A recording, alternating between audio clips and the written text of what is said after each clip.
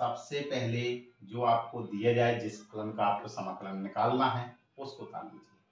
क्या लिखा है? √x माइनस 1/√x और घात में 2 और इसका dx। dx का मतलब होता है समाकलन निकालना। ये समाकलन का निशान होता है, या आपको हिंदी में लिखा होगा इतने का मान याद कीजिए। ठीक है, तो सबसे पहले आप क्या करेंगे, यहाँ देखिए a माइनस बी का होल स्क्वायर है, तो a माइनस बी का होल स्क्वायर का फॉर्मूला आप लोग खोल देंगे। तो a माइनस बी का फॉर्मूला क्या होता है? ये सूत्र होता है कि a माइनस बी का होल स्क्वायर बराबर a स्क्वायर माइनस 2ab और प्लस में कितना होता है? b square. अब इस फंक्शन को ऐसे ही सूत्र के रूप में तोड़ दीजिए। a के स्थान पे कितना लिखा हुआ है? √x और इसका होल स्क्वायर माइनस का चिन्ह 2ab a के स्थान पे √x और v के स्थान पे 1/√x प्लस में b स्क्वायर, तो b के स्थान पे कितना मान दिया गया है? 1/√x और इसका होल स्क्वायर। और पूरे फलन का हमें क्या निकालना है? समाकलन, यानी dx। आगे चलते हैं, क्या करना है? Sign of integration. √x का स्क्वायर करेंगे तो स्क्वायर से जी √ का निशान हट जाता है, तो कितना बचेगा? x, फिर माइनस का चिन्ह, √x से √x कट गया, कितना बचा है? 2 प्लस 1 का स्क्वायर करेंगे तो 1 आएगा, √x का स्क्वायर करेंगे तो स्क्वायर से √ का निशान हट जाता है, यानी 1/x आएगा और इसका क्या है? dx। ठीक है, अब क्या करना है? अलग अलग फंक्शन का हम समाकलन कर लेंगे। आप एक साथ भी कर सकते हैं। तो देखिए अलग अलग कैसे करते हैं जी। कितना है? x है, x के साथ में क्या आएगा? dx माइनस का चिन्ह। ये जो 2 है ये कांस्टेंट वैल्यू है, तो इसको बाहर निकाल लीजिए। इसके अंदर क्या बचा है? कुछ नहीं, यानी 1 बचा। 1 का गुणा dx में करेंगे तो कितना आ जाएगा? dx। फिर कितना लिखा हुआ है? Plus sign of integration 1/x और ये dx। अब बस आपको फॉर्मूले याद होंगे, तो फॉर्मूले मैंने आपको बताया कि x पे घात n का फॉर्मूला क्या होता है कि जो घात दी गई उस घात में 1 जोड़ देंगे, जितनी घात बन जाए उसका भाग कर देंगे। तो यहाँ पे x पे घात कितना लिखा हुआ है? 1, तो x पे घात 1 का समाकलन करेंगे तो x पे घात 1 + 1 यानी n+1 और बटे में n+1, ये फॉर्मूला होता है। साइन ऑफ इंटीग्रेशन x की घात n का dx करेंगे तो कितना होता है? x पे घात n+1 और बटे में n+1, ये फॉर्मूला होता है। क्लियर? तो इसी फॉर्मूले का यूज करिए इसमें, इस वाले में। तो कितना हो जाएगा? x पे घात ये 1 है तो कितना हो जाएगा? 1 में 1 जोड़ेंगे 2 हो जाएगा, जितनी घात हो जाए उतने का भाग कर दीजिए। माइनस का चिन्ह है, ये कांस्टेंट है 2 और dx का समाकलन करेंगे तो कितना आ जाता है? x। प्लस का चिन्ह लगाएंगे। अब ये फॉर्मूला होता है कि साइन ऑफ इंटीग्रेशन 1/x का dx करते हैं तो फॉर्मूला कितना होता है? log x के बराबर। ठीक है, यहाँ मॉड का भी निशान लगा सकते हैं आप। ठीक है, तो ये कितना है? log mod x का मान आ गया। जब ये पूरा फलन का अब हमने समाकलन निकाल लिया तो हम साथ में क्या जोड़ देंगे? कांस्टेंट वैल्यू c जोड़ देते हैं, क्योंकि ये कैसा है? अनिश्चित फलनों का समाकलन है, अनिश्चित समाकलन है। तो यही आपका क्या है? आंसर है। इसको उतार लीजिए।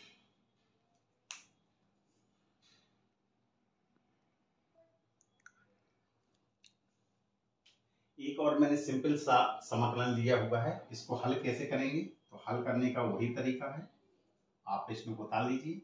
3e⁻x प्लस में 4x पे घात 3 माइनस 5 sin x, और क्या है इसका? dx। समाकलन करने का तरीका मैंने आपको बताया आपको कि इसको अलग अलग भी कर सकते हैं। जब आपको ज्यादा बनने लगे तो इसको अलग अलग करने की जरूरत नहीं है, आप डायरेक्ट समाकलन कर सकते हैं। जैसे इसका करना है हमें 3e⁻x, तो 3 कांस्टेंट है, कांस्टेंट जब तक रहेगा। e⁻x का समाकलन क्या होता है? तो इसका फॉर्मूला होता है e⁻x का समाकलन कितना होता है? e⁻x। यहाँ पर फॉर्मूले में लिख दे रहा हूं कि e⁻x का dx करते हैं तो e⁻x ही आता है। क्लियर? अब चलते हैं आगे। ये 4 कांस्टेंट है, 4 जब तक रहेगा। x की पावर जब n आता है इसका dx करते हैं तो घात में क्या होता है? 1 जोड़ देते हैं और जो घात बने उसका भाग कर देते हैं। ये फॉर्मूले आपको मैं पिछले वीडियो में लिखा चुका हूं।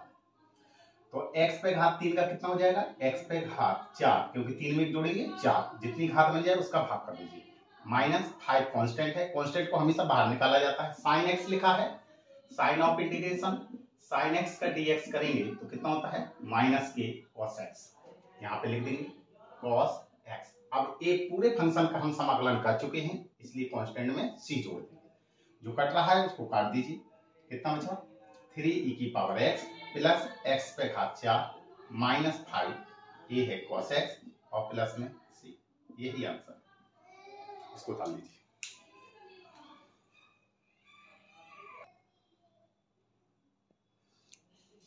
देखिए एक और समाकलन की विधि सीखते हैं कि प्रतिस्थापन विधि से समाकलन हम कैसे ज्ञात करेंगे। इस विधि का रोल इस समाकलन में बहुत ही ज्यादा है। तो आइए देखते हैं कि समाकलन में प्रतिस्थापन विधि कब यूज करेंगे। ये आपको तभी प्रयोग करना है कि जब हमें एक फंक्शन का अवकलन पूरा दूसरा फलन दिया जाए, तो हमेशा जिस फलन का अवकलन दिया जाए उसे हमेशा आप x दिया गया है तो उसको t मान लीजिए, अगर यहाँ y लिखा है तो उसको आप कुछ भी t मान लो, z मान लो, कुछ भी मान लीजिए, लेकिन मान के हल करना है। तो इससे क्या होगा कि समाकलन की जो भी प्रश्न है वो थोड़ा सिंपल हो जाते हैं। तो आइए देखते हैं कि कैसे हम हल करेंगे। तो हल करने के लिए क्या है कि जो फंक्शन दिया गया है जिसका हमें समाकलन निकालना है उसको आप उतार लीजिए, ये cos √x और बटे में √x और जे dx। देखिए हमने फॉर्मूला हमेशा पढ़ा हुआ है किसका, cos x का पढ़ा है, ना कि cos √x का पढ़ा है।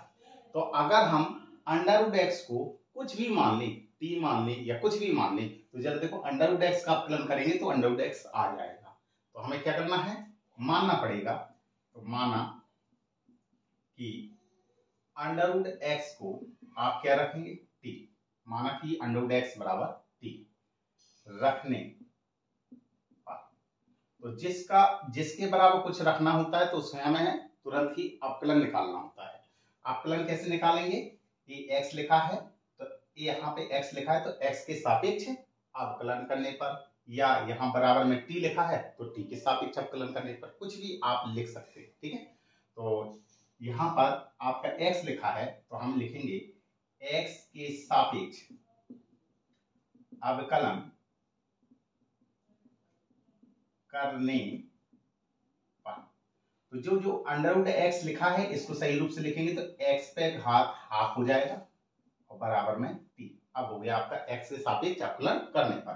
तो अवकलन में फॉर्मूला आपने पढ़ा है कि कभी भी हम d/dx निकालें x की घात n का, तो n कहा जाता है आगे और उस घात से एक कम कर दिया जाता है। तो यहाँ पे x पे घात कितना लिखा है, हाफ, हाफ क्या आएगी आगे आ जाएगी और इस घात से एक कम कर दीजिए, तो 1/2 में से माइनस का 1 कर दीजिए। ठीक है, अब t का अवकलन करेंगे तो कितना हो जाएगा dt और बटे में dx, क्योंकि x के सापेक्ष अवकलन है इसलिए बटे में dx आएगा। आगे हल करेंगे तो 1/2 x पे घात हाफ जे लिखा है, माइनस का 1 लिखा है तो माइनस का हाफ बचा, ये कितना बचा आपका dt और बटे में dx। आगे हल कर लीजिए 1/2, इसकी घात को नीचे ले आएंगे तो ये प्लस में बन जाएगा और ये होगा आपका dt और बटे में dx। तो 1/2 और ये x पे घात हाफ लिखा है तो इसको हम सही रूप से कैसे लिख सकते हैं, √x। क्लियर, और बराबर में कितना लिखा है dt और बटे में dx। अब यहाँ मान देखिए आप किसका मान निकालना है आपको, dx का। तो क्या करेंगे, कैंची गुणा, यहाँ से dx का मान निकाल लेंगे 2√x और जी कितना बचा dt, लिख दीजिए। इसको कोई भी समीकरण मान सकते हैं हम, समीकरण 1 लिखें तो लिख दो a मान समीकरण 1 में रखने पर, रख दीजिए। तो यहाँ जगह नहीं है तो मैं यहाँ बना दे रहा हूं। तो ये है sign of integration a cos √x की जगह क्या रखना है आपको t, और बटे में जो लिखा हुआ है उसको से कुछ मतलब नहीं, उसको आप जब बता दीजिए। dx है और dx का मान कितना निकल के आया है 2√x और जी dt, √x से √x कट गया, ये कितना आया आगे, 2 कांस्टेंट है तो 2 बाहर निकाल लीजिए और ये होगा cos t और इंटू में dt। अब आप फॉर्मूले आपको याद होना चाहिए कि साइन ऑफ इंटीग्रेशन ये लिखा है cos x और इसका dx। cos x का कितना होता है sin x, तो ये देखिए x के स्थान पर क्या लिखा है t, तो ये कितना cos t का समाकलन करेंगे तो कितना हो जाएगा sin t। ठीक है, अब ये प्रश्न खत्म होने वाला है इसलिए इसमें कांस्टेंट वैल्यू c जोड़ देंगे, क्योंकि ये हम किन समाकलनों को हल कर रहे हैं, अनिश्चित समाकलन। तो हल कर लीजिए। अब देखिए हमारा जो फंक्शन है, हमारा प्रश्न है वो x की वैल्यू में दिया गया है ना कि t की वैल्यू में। तो यहाँ पर हम t के स्थान पे जो माना हुआ था आपने अंडर x के स्थान पे t, तो t की जो वैल्यू है उसको पुट अप कर देंगे, कितना बचा अंडर x और प्लस में c, बस यही आपका आंसर है। तो इसको बता लीजिए आप लोग।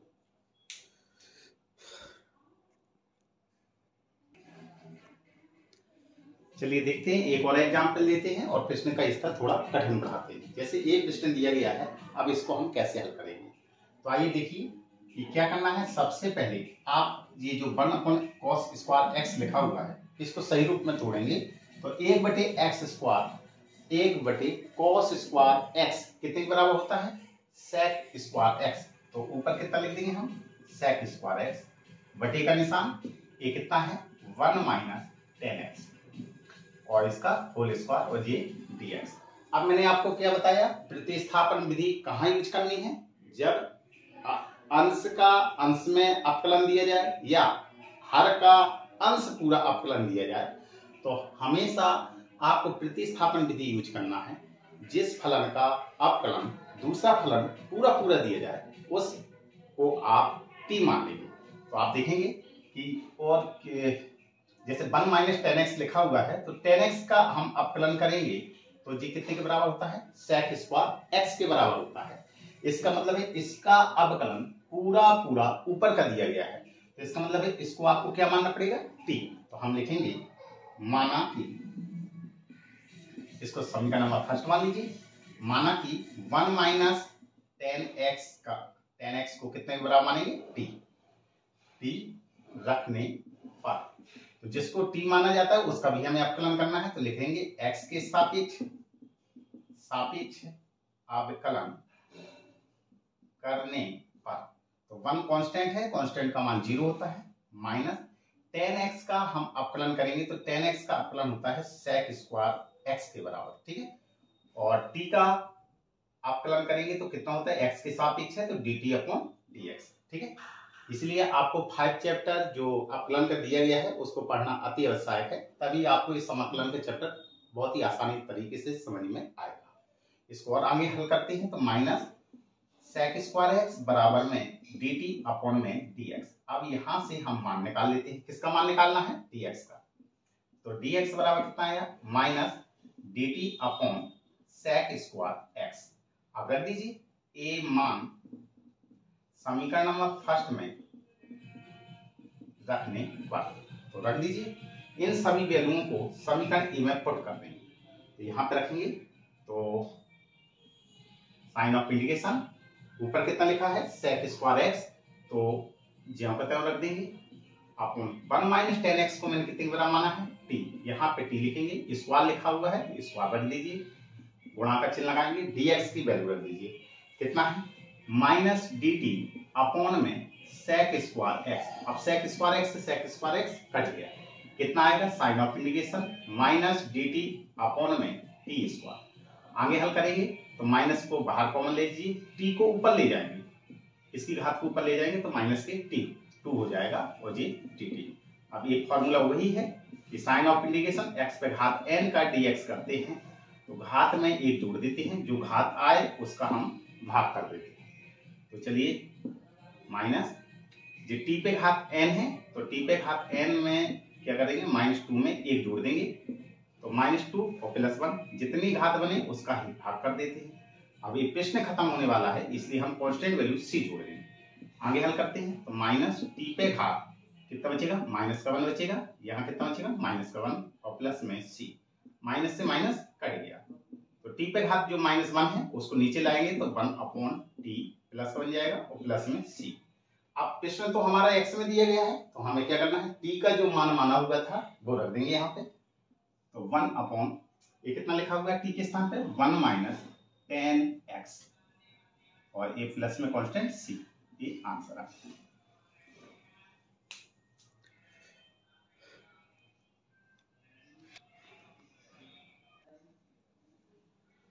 तो यदि आपको ये वीडियो पसंद आया हो तो इसको लाइक कीजिए, शेयर कीजिए, सब्सक्राइब कीजिए और कमेंट्स भी कीजिए। Thank you.